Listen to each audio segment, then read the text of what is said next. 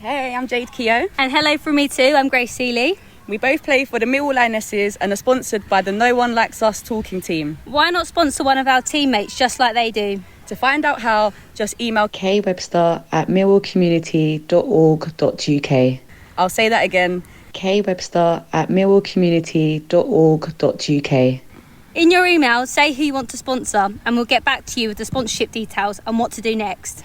This is all you have to do and it will help us to get back to where we belong. Thank you guys. Now, enjoy our Millwall fan show from No One Likes Us talking team.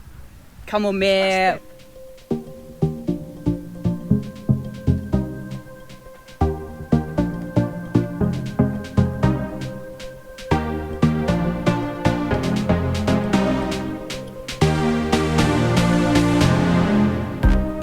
Hi, Bethany Warren here, and you've joined us for the weekly Our Millwall fan show with the Millwall No One Likes Us talking team, which is broadcast every Friday evening. Enjoy! It's the second show of 2023. I'm your host, Eamonn Barclay, and I have the No One Likes Us talking team of Patricia Maslin, who actually is delayed, Stan Godwin and Jeff Burnige with me. Not everybody likes them, but they don't care. It's a brand new team this week, and Happy New Year to you, Stan and Jeff. Happy New Year to you, Eamonn. Good. Happy New Year, Stan. Happy New Year, Eamonn. Wonderful. Happy New Year to all Millwall fans. Absolutely. Wonderful. Well, the blades were too sharp for us on Saturday, excuse the pun, and here are some thoughts from our fans. Rowett's record in the Cups for Millwall is appalling, so no surprise we were outfought and outplayed. Disappointing for a club with such a proud record in the FA Cup. Great support at Millwall, not. £10 a ticket and empty in the FA Cup. A reality check for us, we can't compete against the likes of Sheffield United. And a decent season so far for Millwall, but a bit more tinkering needed in the summer, and good luck to the Blades in the next round. Well, clearly we didn't succeed on Saturday. What were your brief thoughts on that, Stan? It's the second time I've heard that thing about Gary Rowett's record in the FA Cup, not just for Millwall and whatever. And I have to agree, frankly, it's appalling, right? And I accept the point that, you know, in recent years we have a good history in the FA Cup, right? But in terms of, and I don't accept that we can't compete with Sheffield United either, because in the Cup it's all what counts on the day. That in the first half, Sheffield United controlled the game. They kept possession of the football very well. When they didn't have it, and we did, they made sure they got it back quick. I mean, there was times when we just had the back three there, and the ball was played out, say, to Danny Mack, for example, straight away somebody was run to close him down. And whilst he was doing that, there was another two guys going, say, to Jake Cooper and the other guy on the other side, closing the space down, and they were closing them down. We did not do that. Out of the last 11 games, they've now won 9 of them. They're now putting a run together. The manager said after the game, he said the objective was to get into the next round, which they then did. My view is that, you know, we're there to win football matches. And if you win football matches, builds confidence and whatever. You know, I do not subscribe to this theory that the FA Cup's a distraction and all that. It's a load of rubbish. I don't accept that. But they were the better team. And at the end of the day, they ran out winners. Jeff, can I ask you what your take on not so great support? My main emotion on the day was how gutted I was at the lack of support, the lack of numbers, and relatively speaking, the lack of enthusiasm, vocal support that there was from those that were there, although that one obviously follows on from the lack of numbers. There will be many opinions on why that happened. It probably isn't as simple as one thing, but it's something that the club are going to have to grapple with, because something is not right. The atmosphere at home is not great. Despite the fact we have an excellent home record in terms of results, the support is very apathetic, and the numbers for this game show that something is not right, and it's going to have to be an important issue for the club to grapple with. They did the right thing with the ticket pricing, but it's something deeper than that. And we'll all have our opinions, but it's probably a combination of reasons. I think it's true that they've won 9 games out of their last 11, and they clearly weren't a side that you could take it easy with. The issue of team selection then comes up. We went into that game voluntarily without Billy Mitchell, without Jake Cooper, without Zian Fleming. I would think that having lost Afobe and Isaac Olaofe as well, both really voluntarily, I think strengthening in the forward areas has become a big priority, and it's not easy when everyone's looking for the same thing. It was a very disappointing day, although I did have my 3-year-old grandchildren with me, so that gave me a lot of pleasure. My little granddaughter asked me at one stage, "Granddad, why haven't Millwall scored?" I didn't have an answer. Well, that's reasonable enough. But yeah, we take from that what we can take. Yes, we are out of the FA Cup. Yes, we're not getting the numbers through the gate, and something needs to happen in that arena. And yes, we need to deal with something up front and in the striker regime. It's a misnomer here, because although I agree that we need a striker, when the transfer window opened, even before we knew Afobe was going to be going, I'm talking about publicly, everybody was of the view that we needed a striker. Well, I don't have an argument with that. But, you know, we could go and get a 30-goal man season. But unless he's getting the service, right, then it don't matter. So, yes, we've got to get a striker, but we've got to play the right way and give him the proper service to put him in. But in terms of the attendance, the only point I would make is that on the day, it was more there than I think was anticipated, because I ended up opening the other side. What was the crowd in the end? 7,000. So, yeah, something like that. And that's the end of that discussion for now. And we'll take a break there and be back with our first guest this evening. But for now, let's listen to Debbie Julians talking about our sponsor, G&M Motors. Our Millwall Fan Show is sponsored by family business G&M Motors of Gravesend and Meopham in Kent. They are Millwall fans too. They've been Honda dealers for over 50 years.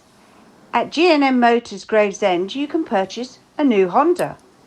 At both Gravesend and Meopham they have a combined range of over 150 quality used cars and ex-demonstrators to suit all budgets and lifestyles.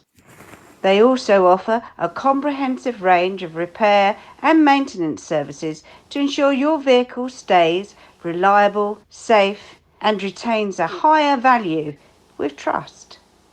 G&M Motors, Gravesend and Meopham are dear friends of the Julians family. From Lenny to Debbie, and also our Millwall Fan Show. Yeah, I'm your host, Eamonn Barclay, and with me I have the No One Likes Us Talking team. Well, Patricia Maslin's arrived, Stan Godwin and Jeff Burnige. Many thanks to our sponsors, G&M Motors of Gravesend and Meopham. Our first guest is well remembered as saying, "As I walked off the pitch at Molineux, I never realised that it was going to be my last match for the club I'd been with for 23 years. He joined us as a boy in 1992 and played 348 games. He also kept the bench warm for a few games as well. And that was in 2009-10 he was Player of the Year. And also became our captain before he departed and went to pastures new. Firstly at Orient and then eventually at Bromley, who were in the National League. He then stepped up from being a player, and today he is the assistant manager at Bromley, where he enjoys the company of other former Lions. Born in Dublin, where I'm told his heart still has a big place, is of course the man that should have gained the green shirt of the Republic. Let's say Happy New Year and welcome to Alan Dunne. Evening, Alan. All right, Alan. Happy New Year, mate. Happy New Year, Alan. Good to hear from you. Yeah, it's good to hear from you too. Before I let you off to the panel to have a chat with you, the first time you turned out for the first team was in March 2002. You were a substitute when we played Sheffield United. who you will know defeated us last Saturday in the FA Cup.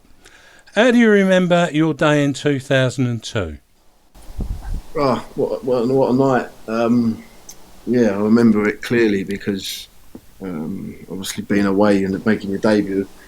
I remember being clearly because every time they scored, they had the Star Wars music come on, and it haunted me for about 20 years. I think we were 1-0 up when I come on, and within 2 minutes, Michael Tong hit one in the top corner, and I thought, wow, is this the level of football? Then we went 2-1 up, and then I think Unlove scored 2 late goals in the last 5 minutes of that game, if I remember. And it was just a full house at Sheffield United is always a tough game. As a young boy making his debut, it was quite intimidating, and I remember it clearly. But yeah, that goes back a few years. Yeah, some memories there, absolutely. Hello, Alan. It's Pat here. How have things changed from being a player to a manager at Christmas time and the New Year? Is it a lot more relaxed for you, not having to watch what you eat and etc.? Well, it's changed. It has changed a lot. But this Christmas, we had Southend away on Boxing Day, and I was one of the staff members who had to go and keep an eye on the players. So, still, my Christmases are still limited in terms of that. I can eat what I want at dinner, but I was in a hotel this Christmas night. We had Southend. So, yeah, things have changed a little bit. There's nothing like playing on a Boxing Day. I used to miss playing on a Boxing Day game. They used to be great games.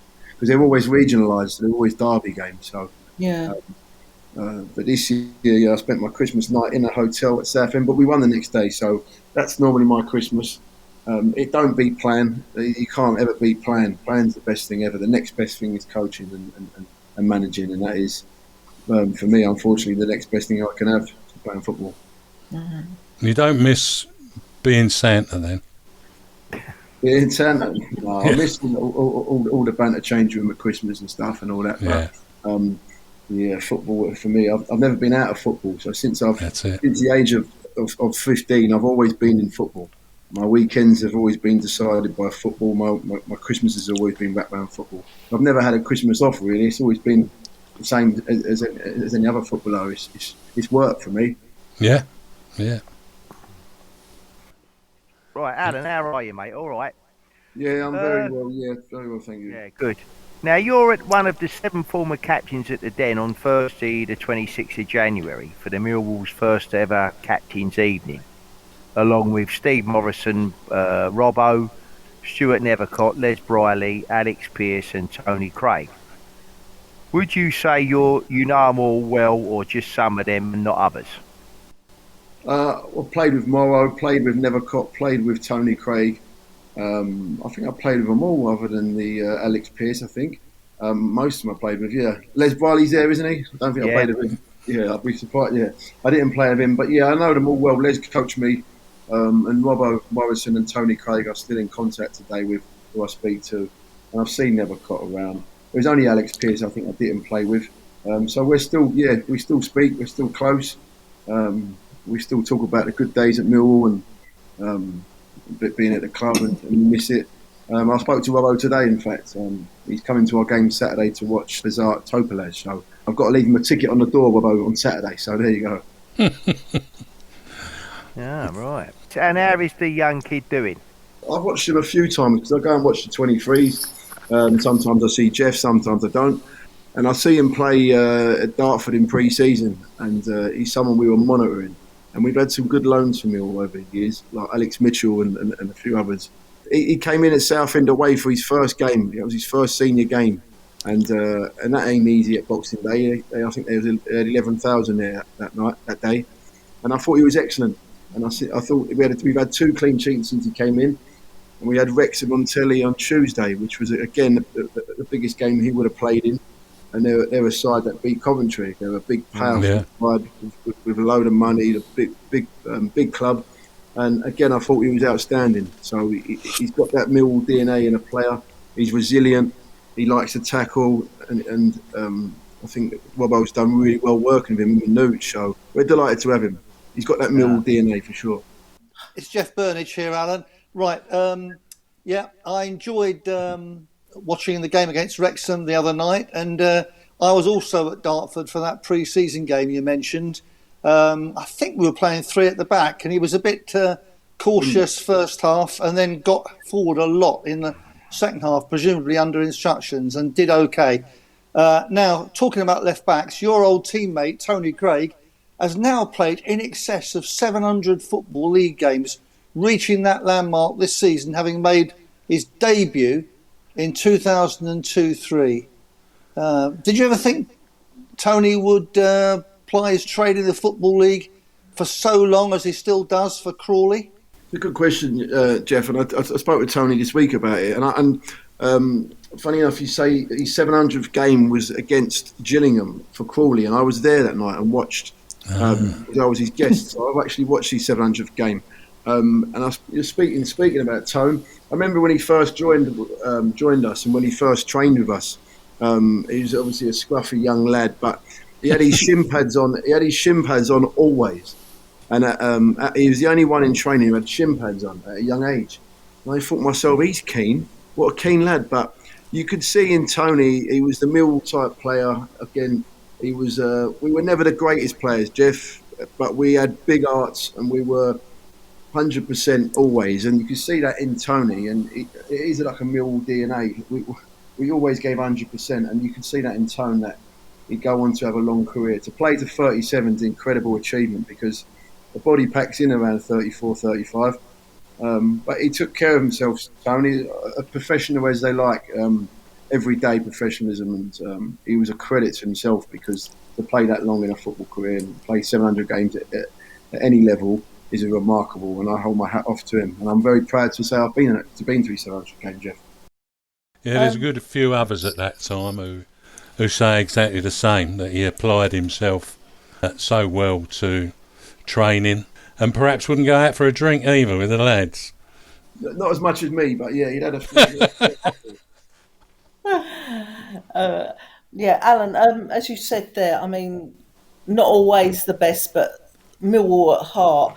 10 red cards in your Millwall history.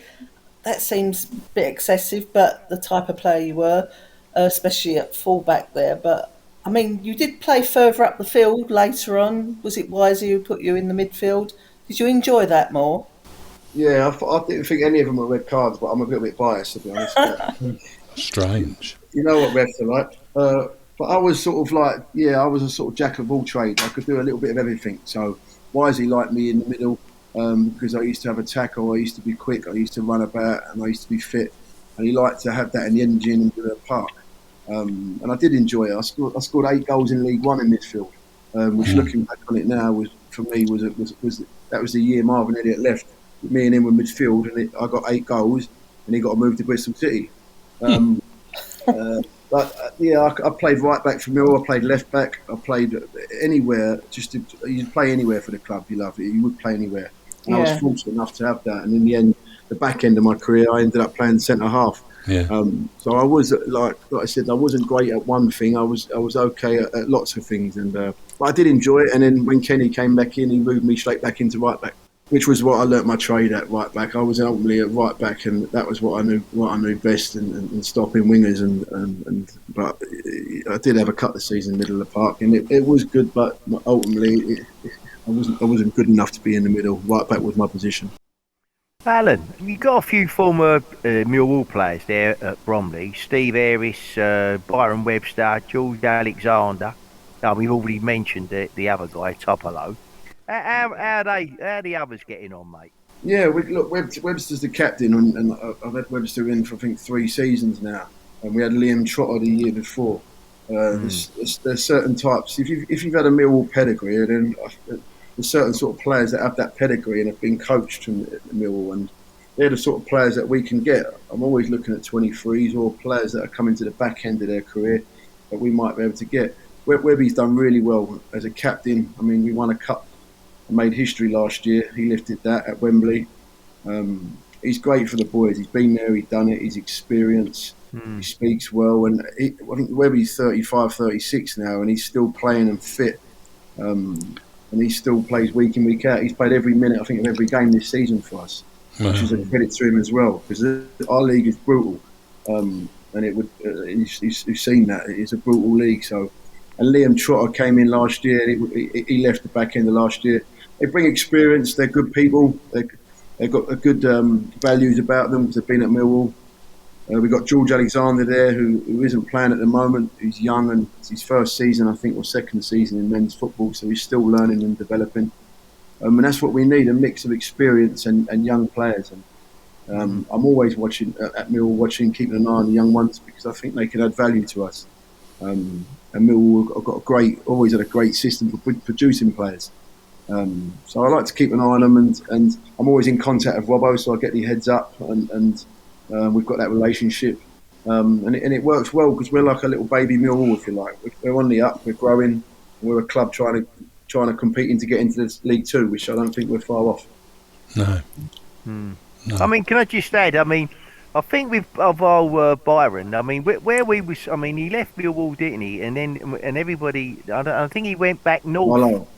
And then all of a sudden, we a lot of us thought, oh well, that's it. He's gone back north and he'll finish up there, And then the next thing we know, he's back south. And somebody, I think it was him. He when he was asked, he said, "Oh yeah," he said, when I had the first opportunity to get back here," he said, in and around sort of Millwall country, he said, I couldn't wait to get here. So I thought, oh right, okay then. And I mean, yeah, I was a bit surprised when he come south again. I don't know, hadn't he? He still he obviously sees his family stays at home and he gets the train back. Yeah. I mean, we give him if he got a Wednesday off, he'll go back on a Tuesday and come back down a Wednesday night, which is a credit to him. But I think he just loves the game. He enjoys London. He enjoys the Bromley area. Yeah, he's got some mates at Millwall still, and I think he's enjoying it for as long as he can. And fair play to him for that. Good stuff. Alan, you were talking about your own ability, but I think you're underrating yourself because I thought you played many brilliant games at right back. Not everyone in support realised how quick you were. I think it's true to say, I think that for quite a lot of the time you're actually the fastest player in training in the club. Is that right? Yeah, I was a lot quicker than people realised, Jeff. And even now, I'd always win the dad's race in the sports day. So even at 40, but yeah, no, I was quick, Jeff. It's something I had with pace, and like I said, I come up against some real quick wingers in my time. I mean, Lloyd Dyer was one of them. He was one of the quickest, and I'd held my own against him. So it was an attribute of mine, but. I appreciate your honesty, Jeff, and it's very modest. But yeah, I always gave my all, and I think that was one of my biggest things. And I can understand why is he putting you in midfield. If you were playing today and you had to play in that 4-2-3-1 system and you were one of the defensive midfield pivots, I think you could do that with a lot of ability. So don't underrate yourself. I think you're a brilliant player for us, and so do the fans think, because you wouldn't have won Player of the Year otherwise, would you? Now, you played many games in front of big crowds and occasionally small crowds at the Den. What was it about Millwall and the new Den, as people insist on calling it, that made it so special for you? I think playing when you play for Millwall and you realise that it is a working man's club, and it is a club that they live and breathe their football club. And I had to find the chemistry and work together and find a way of playing there for my own self, Jeff. And it took a while for me to realise that. I mean, at 18, 17, you don't know a lot. It's only when you play probably 50 games, Jeff, you realise how special the club is and how important the club is. And it's brutal. It can be brutal at times, Jeff. You know what it's like at the Den. But on the good days, there's nothing better. When the crowd's up and behind you, and on a full house at the Den. And I never thought we'd lose when the Den was full. I always felt the 12th man for us was a massive weapon, and it still is today at Millwall, because once you can play at that ground, you can play anywhere. And I see many players not being able to play at the Den. I see many players come in and But it made me a man, Jeff, playing there. Yeah, but listen, I've said how highly I thought of you as a player, but going back to your 10 red cards, you hold a distinction. I'm pretty sure you got sent off twice in one match. You said I got sent off twice at Cardiff, was it? Do you not recall it? Yeah, I could have been. Was it the away one or the home one? I got sent off away. You went halfway off, and then you decided to go back and have a row with the referee about it, and so he sent you off again. So I think you got a 5-match ban for that. Funny story on that, Jeff, because I mean the sending off was ridiculous. It was the 93rd minute, and we were 1-0 up, and I must have fell over for a free kick, and the person who actually fouled me, God rest his soul, was Barclay, who passed away sadly. He was the lad, and he obviously grabbed me up off the floor, and as I got up, I sort of pushed him away, and the ref sent me off, so I got a straight red. And I agree, I didn't leave the field of play. And and because of that, when I got sent off, I was in the changing room, and I went in there and I think I kicked the bin. 2 minutes later, Livermore come in. He'd been sent off. Why has he got sent off that game after the game?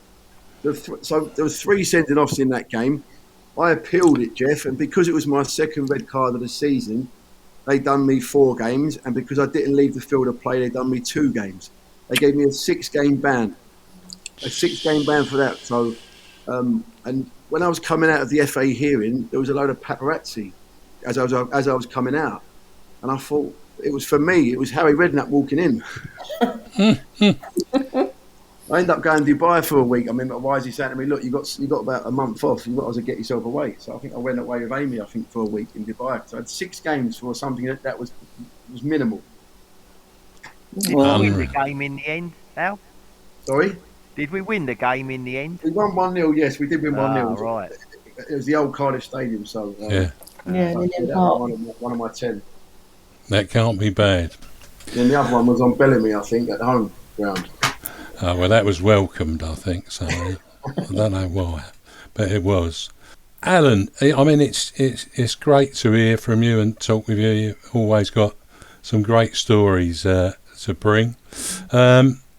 So we got another new Irishman joined us, Adomo Imaku from Shamrock Rovers. Dublin 22, that's the number he's got put on his shirt, Alan. You know where that is, I suspect. In Dublin, yeah, I was born there. Yeah, so he was at Shamrock Rovers. Someone that, yeah. He was, yeah. So we'll see how he comes along. It's good that they're bringing over that. I mean, years ago, Jeff, we used to have a real Irish connection with players, didn't we? We had a lot. We did.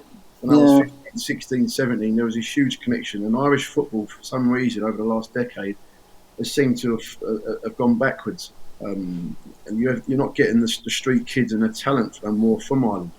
No. So it's great to see that they're bringing lads over, and Bill are branching out to Ireland, because I still think there's some great talent there, and there was always some great talent at Millwall many years ago come from Ireland. Yeah, there was loads of you. And it looks like we're sending them the other way now, with Hayden Muller going to Dundalk United. He's gone to Dundalk. Yeah, that's the story. Yeah. I hope he's got his wet top then, because it was in Ireland. Certainly up that end. Yeah, he'll feel the Irish Sea coming in from there, without a doubt.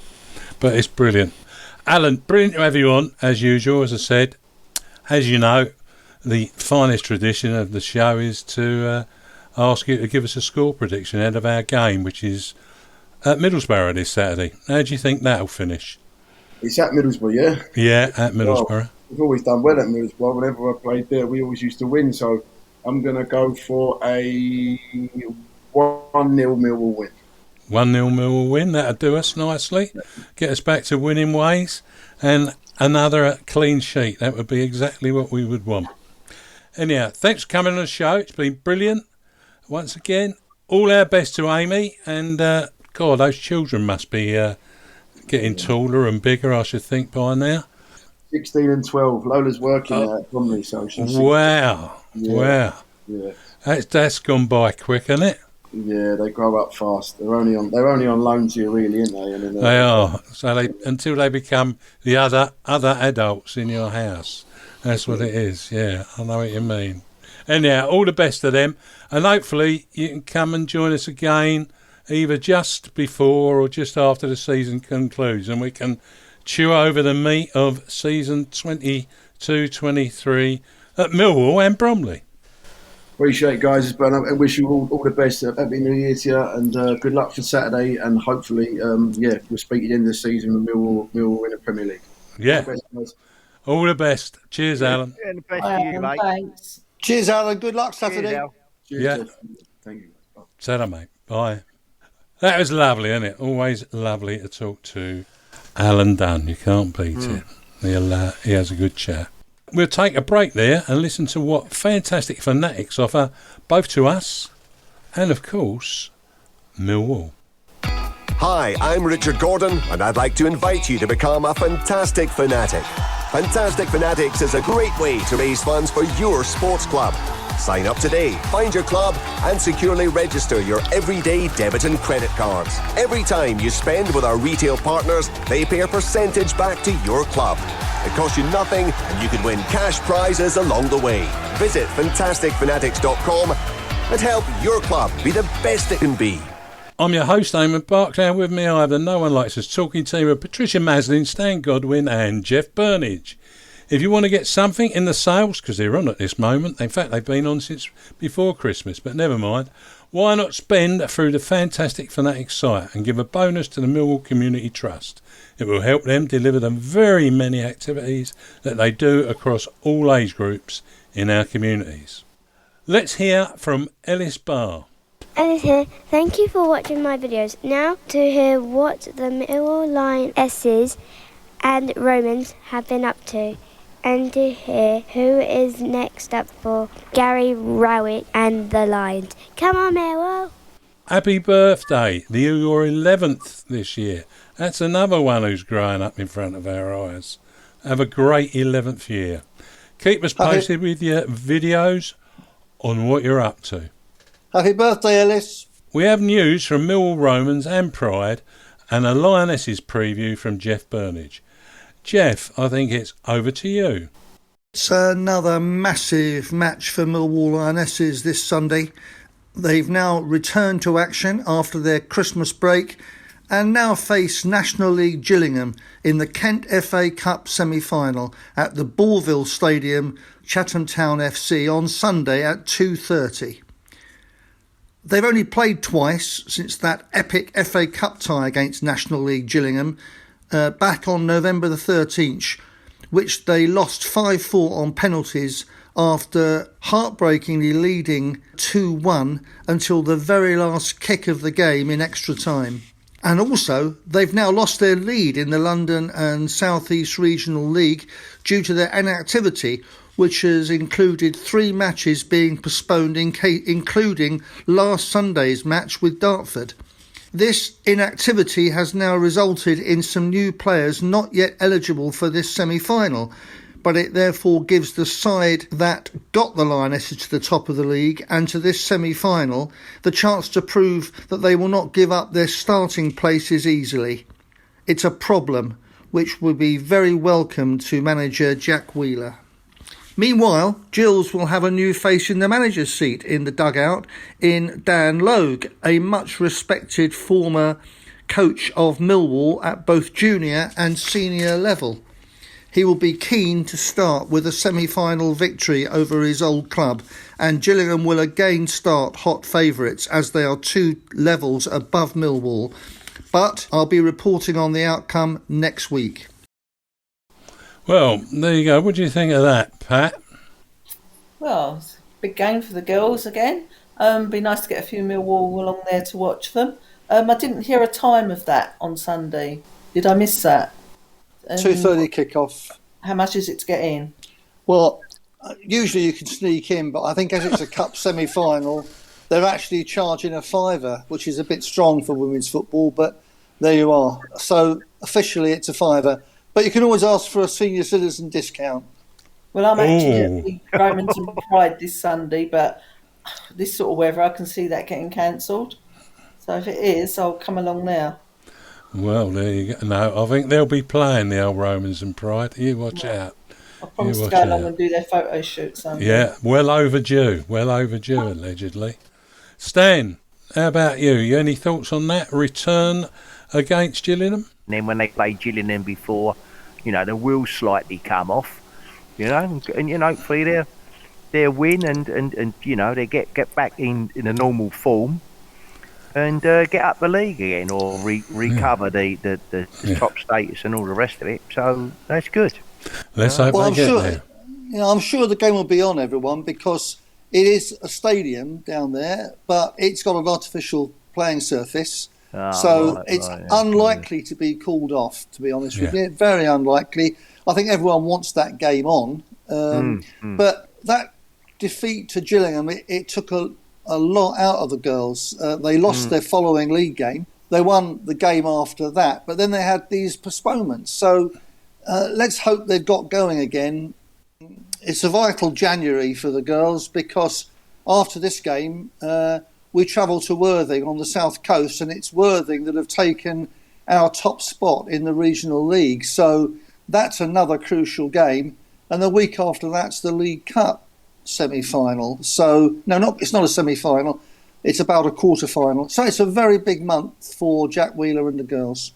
Yep, certainly is. Anyhow, let's have a listen to Millwall Romans, and we'll have Romans and Pride player chairman Paul Loding to talk to us first of all. Hi all, it's Paul Loding from the Millwall Romans, and first of all let me wish you all a very happy new year. I hope everybody had a really, really good Christmas and like myself ate too much and drank too much, but there we go.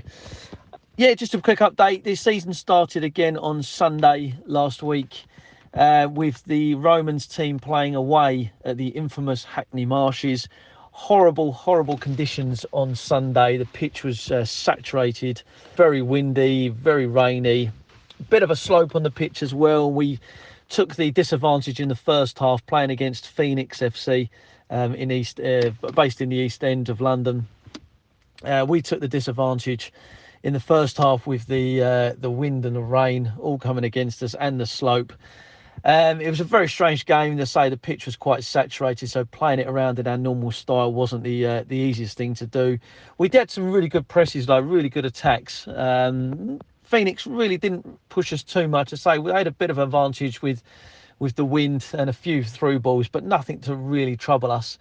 And we came off at half time 0-0 with quite a pleasing performance. I say we kept keeping a clean sheet in the first half with everything against us. And we did, manage to get a few attacks in as well. Tactics for the second half were pretty much to keep what we were doing. It was working. We were certainly breaking through the defence. They were defending quite well, to be fair, Phoenix. They do have a very, very good keeper as well.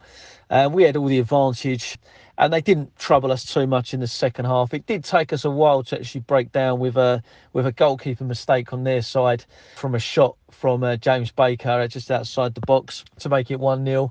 And then we scored again a little bit later on to make it 2-0. I think on our own pitch we would have felt a lot more comfortable, but considering the conditions, it was a really good team performance and really good to be back.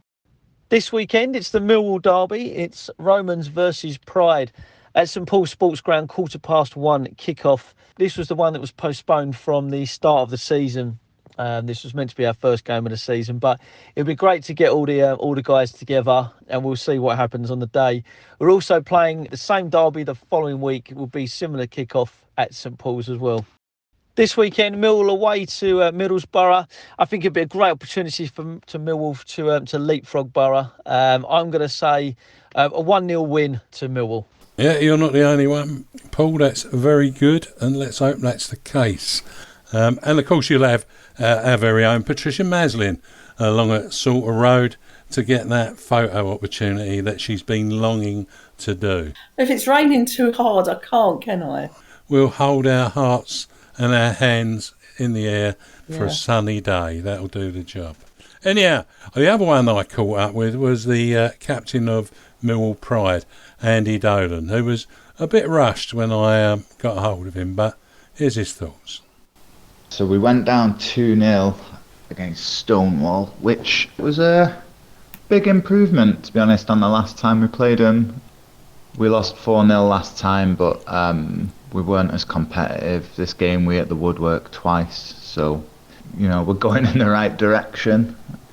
First goal was a sickener because it was the last kick of the first half, and it just sort of p-rolled into the very bottom corner after a deflection, so we were a little unlucky there. And then the second goal was a penalty. The bounce deceived our keeper, and he cleaned out the striker, so it was fair enough. Nearly saved the penalty as well, so could have been a very different day, but we go again. We've got the derby next week to look forward to. So yeah, they got the derby, so all get down there. You'll see Pat with a camera, so he might be photographed as a willing Pride and Romans fan, and it should be good fun. And let's hope the Lionesses make it a happy January. I really want to get behind them and keep on track to make that return to the National League. Now we turn to our second league game of the season on Saturday, away to Middlesbrough, who sit in 5th place on goal difference above us. But we have a game in hand, so an important game it is indeed. They have won 4 of their last 5 league games, losing only to Burnley. The best odds with the bookmakers are Millwall to win at 3-1, a draw at 12-5, Middlesbrough to win at 10-11, so the odds clearly favour Borough. On loan Aston Villa striker Cameron Archer will bring something different to the Middlesbrough attack, says head coach Michael Carrick, and Gary Rowett thinks so too. Both Archer and Carrick will be desperate to make amends following the 5-1 defeat at the hands of the Seagulls last weekend in the FA Cup. For us, Tyler Bury is a doubt for Saturday. He took a bang to his hip against the Blades and will be subject to a late assessment, as will Malone, who has got a cut on his foot which is causing him some issues, and Callum Stiles, who missed the Blades clash with an ankle injury. Adomo Imaka remains sidelined with a damaged quad. As for Borough, fullback Bowler is added to a growing injury list, although I do believe he's on for a late test. They are likely to be without defenders Matt Clark and Fernie Jixil, Dara Lenihan, I'll say that one, Darnell Fisher, and now Bowler for the next few weeks at the very least. So, we have a smaller injury list, but can we get back to winning ways, keep a clean sheet and take advantage of the weakened Borough defence, where the majority of those players come from? Pat, what do you reckon? Oh, as you say, they've got a worse injury list than we have, which makes a change. Yeah. They're going to be hard to beat up there. I'd probably be looking for a draw. I think we've got to watch out for that Tuba Akpom, is it? Yeah. He's in line for Player of the Month and the Golden Boot, 13 goals, league division top goal scorer at the moment. Yeah. If we can quieten him down, perhaps nick a win, but I think it's going to be fairly even. Okay. Over to you, Stan. Well, I wouldn't disagree too much with what Pat said as it goes in relationship to Middlesbrough. But the only thing I would say that since Michael Carrick's gone in there, I mean, their form prior to him getting there was a bit, all over the place. But once he got in there and got himself established and people knew what was required of them, their performances have shown that, right? So it will be difficult, no question about that, and hopefully we can come away with a point or at least 3. Yeah, well, it is Teeside and not Weir side, so let's hope that's not the case. Jeff, your thoughts? Well, some very good points by Pat and Stan there. I personally was hoping that Akpom might have been sold by the time we went to play him, and I suppose it is still possible. He would cost a few quid though, wouldn't he? A lot of people apparently are looking at him. Whether he plays might be the question, if that's the case. So we're going a bit blind, but I expect George Long to come back into the team. Yeah, we're a bit light in forward areas now, but I've got a feeling I'm going to go for a 1-1 draw. Okay, that's great. Well, let's hope there is a point in it up there, and if we can keep our tabs on Borough, then I think we can make hay with that spare game when it does come along. Anyway, we'll take a break there and listen to Bethany Warren talking about how to sponsor donate to the Millwall Community Trust.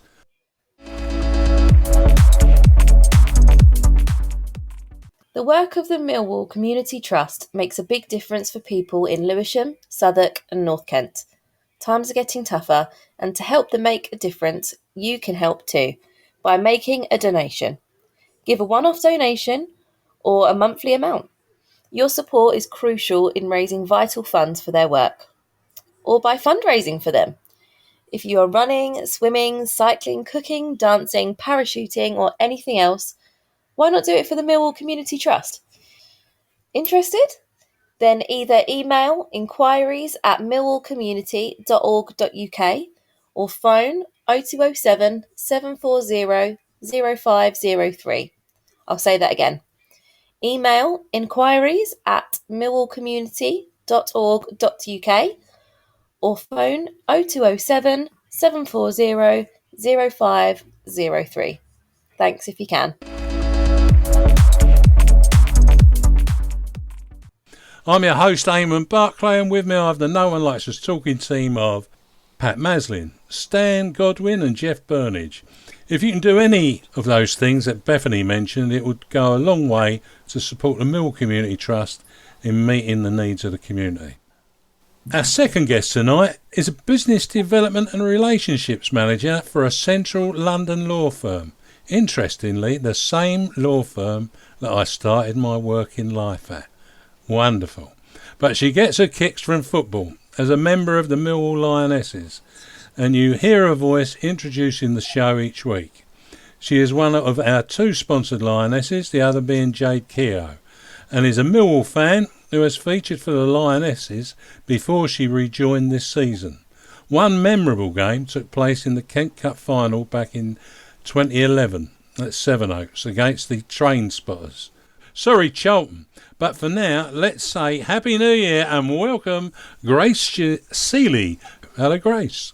Hello. Hi. Thank you very much for that kind introduction, Eamonn. You're welcome. Grace, before I let you off to the panel, that game against Charlton at Sevenoaks, do you have any memories of what happened? Wow, you're really asking me to roll back the clocks there. Wow, I must have been about 17. I think it was one of my first matches for the first team, for the ladies team. So it was a huge step up for me and a huge opportunity. I just remember being very nervous, to be honest with you. And it was a real privilege to be playing alongside some fantastic players, both on the Millwall team, but also at Charlton. It was a very competitive game. And as you may know, it did come down to the wire. We went straight to penalties. Unfortunately, it wasn't our day, but really, really, really one of the standout games of my playing career, definitely. Great memories. How bad's that? Yeah, hello, Pat here. Made me think when you said that long ago, 2011, when I was playing for the Lionesses, it was 1973. But like you, we both hold Millwall close to our hearts. Can you tell the listeners how you came to get into football in the first place? And tell us about your background in women's football and the teams you've played for.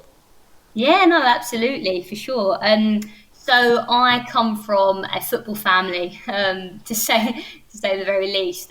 My dad is a massive Millwall fan, and my brother also a massive Millwall fan. So both season ticket holders and have been for many, many years. So I was taken to my first live football match at a really, really young age and was introduced to football at a really young age as well, and just completely fell in love with it. Remember my first reactions to being at the Den for the first time and just being in that environment and the crowd being so lively. It was just a real experience. And just going back to the school days, I'd probably be the only girl playing football in the playground. But for some reason, the boys seemed to accept me, so no complaints. And quite often they'd want me to be on their team, which was obviously a huge compliment at the time. And then saw an opportunity to go along for some Millwall trials at the age of about 9, I think. And then it all kind of started from there, really, and was lucky enough to progress through the ranks, under 10s, under 12s, 14s, 16s, right through to the ladies team. which I played for about 2 seasons. I then made the decision to take the leap to the States. So did the whole kind of scholarship experience over there, which was amazing. So played at a Division 1 level over there, which was very competitive and quite hardcore, to be honest with you. Then decided to return home, just really missed family, friends, and everything else in London and so forth. And then I actually had a stint at Gillingham. So I was at Gillingham for a few years. Actually, prior to that, I played for Charlton before sustaining a bit of an injury, which sidelined me for a year or so. And then before kind of rejoining my team, where my roots are, I had a bit of a break as well before then, but really missed the game and was just super keen to get back to it. I obviously know Jack Wheeler, the head coach at the Lionesses at the moment, very, very well, and he managed to twist my arm and bring me back to football, so I'm very grateful for that. Fantastic. Grace, Stan here. The Lionesses are having quite some success this season, but you cruelly lost out to Gillingham in the Women's FA Cup and lost to Fulham recently at Salter Road. What did you learn from those experiences? I think the Gillingham game, I think, was a very cruel, a very cruel game, a very interesting game to play in. I think as a team, we've got very strong individuals. We have players who are game winners, and I think we really prepared ourselves incredibly well for that match. We knew that Gillingham were going to be a tough side. They're 2 leagues above us, but we know some of their players very well, and we truly backed ourselves to that game, and we had confidence going into it. As you guys are probably aware, we actually took that game to penalties as well. So clearly penalties are not my forte, although I didn't take any. So I mean, in terms of what we've learned from that game in itself is that football can go either way. You can play extremely well, but ultimately sometimes it just doesn't go in your favour. I think looking at the Fulham game, I'd say it's complete opposite perspective, because I don't think we did play as well as we can play, and I think as a squad we definitely agree that we can do better and we should have done better, and we just didn't show up for that match. And I think because we are pushing for promotion and we do have the strength and depth in the squad, we really do need to be winning those types of games and show up week on week. And I think moving forward, we know we're going to take a look at how we prepared for that match, analyse what we can do better, and just have a think about how we can push forward and start to win matches and make sure that we're putting ourselves in the best possible position to get this club promoted and where it deserves to be. Grace, it's Jeff here. I think the reason we lost the Fulham game was I think we were so affected by the disappointment of losing to Gillingham in such a tragic way. You didn't mention that they actually equalised to make it 2-2 with the very last kick of the game in extra time, and then we even led in penalties. So it was heartbreaking. I think it affected us in the Fulham game, although we did go on and win the game after that. So, but now we face Gillingham again, this time in the Kent Cup semi-final. And we've only played twice since that previous game. Gillingham have been playing more regularly than we have. I'm afraid we lost Jeff there again. He's having some challenges at the moment. No problem. I can definitely jump on Jeff's comment though, because I completely agree that the team, I think, definitely felt a little bit hard done by after that game against Gillingham, and heart, soul, blood, sweat and tears went into that match. Come out the winning side, I think it definitely affected our performance against Fulham, whether that be through fatigue, mental fatigue, physical fatigue. I certainly agree with Jeff's comments there. You got anything else to add there, Jeff? Yeah, sorry, you may have lost me briefly there. I was just going to ask you what your thoughts are ahead of this week's Kent Cup semi-final game against the same opponents, Gillingham, who who've got a new manager since we last played them. What are your thoughts in advance of this game? It's hard. It's hard. I think it's been a little bit more tricky for us to prepare for this game because, as you say, they have a new manager, so we can't predict the formation they're going to play. It's harder to predict what players he's going to play, the type of football and style that he's going to bring to the match. So it's a little bit harder to set up tactfully. But then on the flip side, I think we know and have the confidence that we have the ability to give Gillingham a very, very good match. And I think it will be another competitive one. I know the girls are all up for it. And we've definitely had a really good week of training. We've had, the opportunity to play some games, some in-house games against each other, of which have been, extremely competitive. And everyone's fighting for a place at the moment because we have a very strong squad of 22 women who are absolutely fantastic in their own right and all bring skills to the table and to the matches as well. So I think not only are we up for the game and ready to be competitive, but we're also all fighting for places and we want to make sure that if we do get the opportunity to start in the starting 11 or feature in the game, that we're giving the best account of ourselves, but also putting the team in a great place to kick on for the final and try to win some silverware for the club. That'd be wonderful, wouldn't it? Absolutely. Absolutely. Well, Grace, thank you for joining us this evening. You wish your teammates and yourself all the best for Sunday. Personally, I look forward to you roaring on when I'm with my family on the following weekend at Worthing, and I'll say hello. Oh, amazing. It'd be great to say hi, yeah. Yeah, say hi.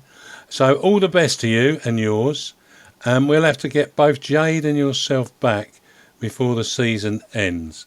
Thanks ever so much for joining us. But before you go, there is one further question. Millwall are away to Middlesbrough on Saturday. What about a prediction for that, Grace? I think the lads have been playing well. Disappointing result last week, but I'm going for a 2-0 win for Millwall. Well, you're our favourite this week for a prediction, no doubt about that. 2-0. Let's be hopeful. Grace, it's wonderful. Take care, and we'll speak to you. See you again. Bye for now. Bye. Goodbye, Grace. Bye, Grace. Bye, See you Sunday. See you Sunday. Cheers, Grace. Bye. She's a really good midfield player, works very, very hard. You heard what she said about competition for places. Yeah. I think that'll bring the best out of her. Yeah. I think it will. So I'm expecting her to be in the starting lineup on Sunday and to stay there. Yeah, feisty and encouraging are the two words that I've heard expressed about our Grace. Let's hope that's the case. Yes, she is feisty. You're right. We'll take a break there and listen to the not so feisty Bethany Warren. Loss of a child and Sands United. That's what she's going to be talking about. We know that some men can struggle to talk about how they're feeling after the death of a baby. We hope that by building trust and a common bond, by playing together as a team, many more will be able to break their silence about baby loss and help others to do the same. Sands United FC has already saved the lives of men left feeling like they had no one to turn to in their grief. Are you a father who has lost a child? Talk to Sands United. They will help. Contact them on sufclondon@gmail.com. That's sufclondon@gmail.com. They will help. I'm your host, Eamonn Barclay, and I have the No One Likes Us talking team of Pat Maslin, Stan Godwin and Jeff Burnige with me. Don't let the stigma attached to the perceived role of a father in the family hold you back from grieving for the loss of a child at or shortly after birth, and accessing support as well. Sands United can and will help. We're all looking forward to the next game, but in the meantime, here are a few matters of interest for Millwall fans. As you heard this evening, Millwall Football Club and Millwall Community Trust will host the first ever Captain's Evening at the Den on Thursday, 26th of January 2023, from 7 till 10 p.m. in the 1885 Club. The night will see 7 former Lion skippers in attendance for a question and answer and more. There will be an opportunity to pose for photographs with your favourite, Steve Morison, and to bid on items of memorabilia. Taken to the floor will be Les Briley, the Silver Fox himself, Steve Morison, Alex Pearce, Paul Robinson, Tony Craig, Alan Dunne, and Stuart Nethercott. Food will be served on arrival, whilst the bar will be open for those wishing to purchase drinks. Tickets cost just £10 per person, with all proceeds going to the Millwall Community Trust. To purchase tickets, go to the Millwall FC official ticketing website and click on Events, which will take you to the Captain's Evening. Tickets goes off sale Sunday the 22nd of January.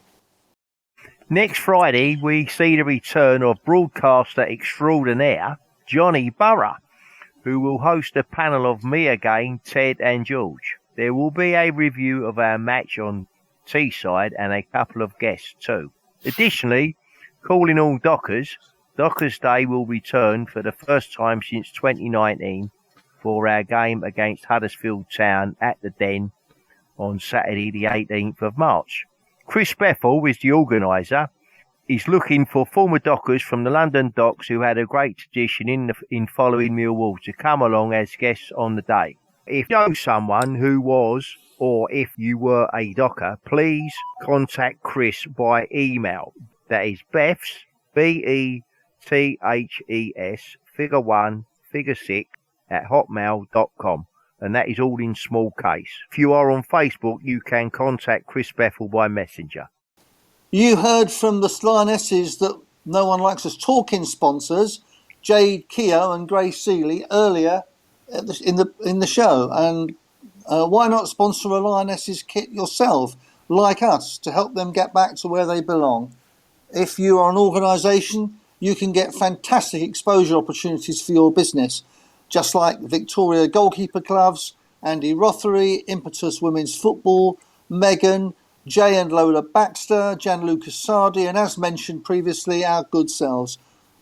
On top of seeing your name on the club website, the opportunity to meet your sponsored player, 3 invitations to a VIP Sponsors Day, a free season ticket to all home games, and a presentation photo.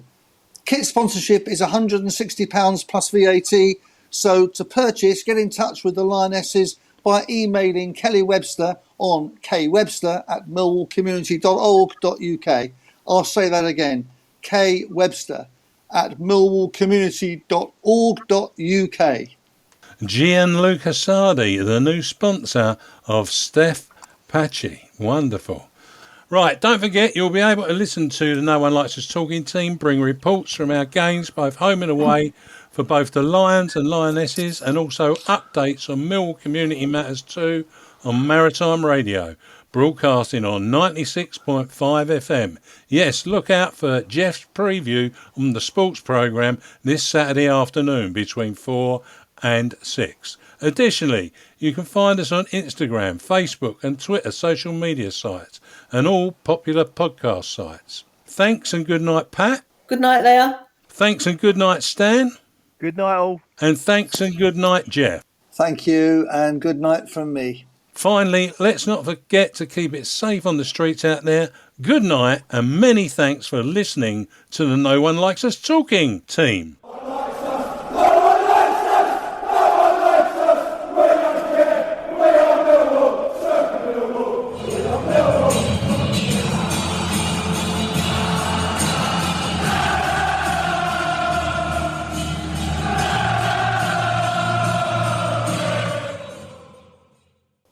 Yeah, we got you all on that. I'll just record that No One Likes Us bit again, so give me that bit.